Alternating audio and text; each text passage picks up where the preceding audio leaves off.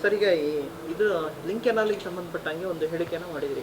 ಈ ಭಾಗದಲ್ಲಿ ಕುಣಿಗಲ್ ಭಾಗದಿಂದ ಧಮಕಿ ಬರ್ತಿದೆ. ಯಾರು ಶಾಸಕರಿಂದ ಧಮಕಿನ ಜನರಿಂದ? ಶಾಸಕರಿಂದ ಅಂತ ನಾನೇನು ಎಲ್ಲಿ ಹೇಳಿಲ್ಲ, ಶಾಸಕರ ಕಡೆಯಿಂದ ಅಂತ ನಾನು ಹೇಳಿದ್ದೇನೆ. ಲಿಂಕ್ ಕೆನಾಲ್ ವಿಚಾರದಲ್ಲಿ ನನಗೆ ಕಳೆದ ಒಂದು 15-20 ದಿವಸದಿಂದ ಒಂದು 2 ದಿನ 3 ದಿನ ರಾತ್ರಿ ಹೊತ್ತು ಒಂದು 9 ಗಂಟೆಗೆ ಸ್ಟಾರ್ಟ್ ಆದರೆ ಒಂದು 2-3 ಅವರ್ಸ್ ಕಂಟಿನ್ಯೂಸ್ ಆಗಿ ಫೋನ್ ಬರೋದು.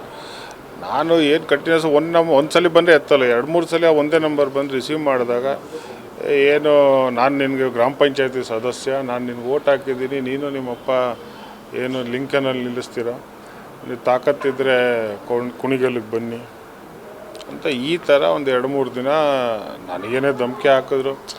ನಾನು ಈ ರಾತ್ರಿ ಹೊತ್ತು ಫೋನ್ಸ್ ಬರ್ತಾವಲ್ಲ, ಅಲ್ಲಿ ಇಲ್ಲಿ ಕೂತಿರ್ತಾರೆ, ನಾನು ಇನ್ನೇನೋ ಮಾತಾಡೋದು, ಇನ್ನು ಅವ್ರು ರೆಕಾರ್ಡ್ ಮಾಡೋದು, ಇನ್ನೇನೋ ಆಗೋವಂಥದ್ದು ಬೇಡ ಅಂತ ಹಾಗೆ ನಿಲ್ಲಿಸ್ಕೊಂಡು ಕಂಪ್ಲೇಂಟ್ ಕೊಡೋವಂಥದ್ದು ಈ ಥರದ್ದೇನು ಅದನ್ನ ನಾನು ಗಮನಕ್ಕೆ ತಂದಿದ್ದೀನಿ. ಅದನ್ನು ನಾನು ನಾಳೆ ಅದೇ ಡಿ ಜಿ ಅವರು ಕೊಡ್ಬೇಕಾದ್ರೆ ಇದೆಲ್ಲ ಸೇರಿಸ್ತೀನಿ.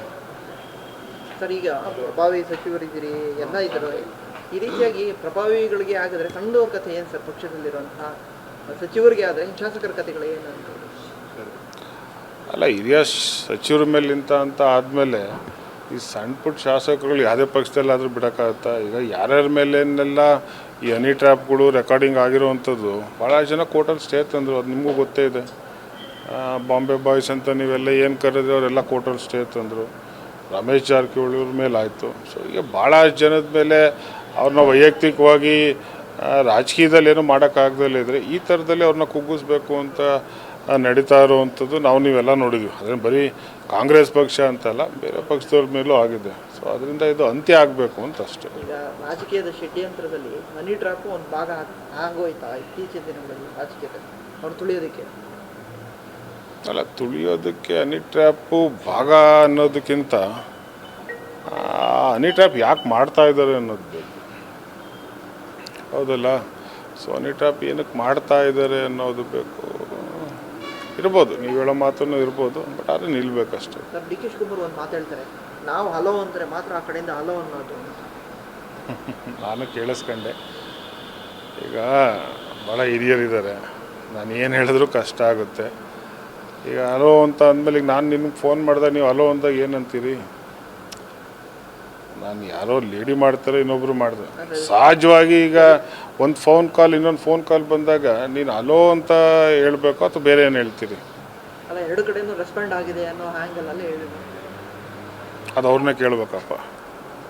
ಹಲೋ ಹಲೋ ಅನ್ನೋದು ಜಾಸ್ತಿ ಗೊತ್ತಿರೋರೇ ಅದ್ರ ಬಗ್ಗೆ ಮಾತಾಡೋವಂಥದ್ದು ಅವ್ರನ್ನೇ ಕೇಳಬೇಕು. Thank you.